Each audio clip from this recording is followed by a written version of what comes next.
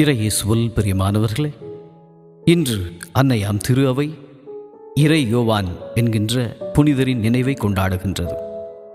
Portugal நாட்டில் மொன்டே Maura Noah என்னும் இடத்தில் கிபி 1495 ஆண்டு மார்ச் 8 பிறந்தவர்.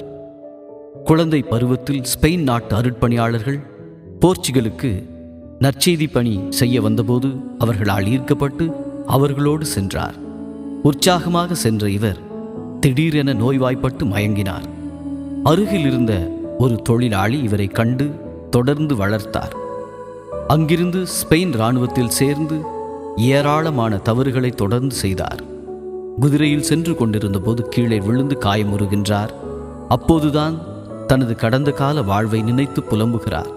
திருந்தியவராக ஸ்பெயினில் கப்பலில் சரக்கு இறக்கும் வேலை செய்கிறார். ஓய்வு நேரங்களில் ஆலயத்திற்கு செல்கிறார். தான் உழைத்து சம்பாதித்த அனைத்து பணத்தையும் ஏழை எளியவர்களுக்கு செலவு செய்தார். வீதியோரங்களிலும் தெருக்களிலும் துன்புற்று கிடந்த எல்லா மக்களுக்கும் தம்மாலான எல்லா உதவியையும் செய்தார். இப்புனிதரை போன்று நாமும் நம்முடைய கடந்த கால வாழ்வை எண்ணி பார்த்து மனம் மாறி புதிய ஒரு வாழ்வை நாம் தொடங்க இறை அருளை வேண்டுவோம்.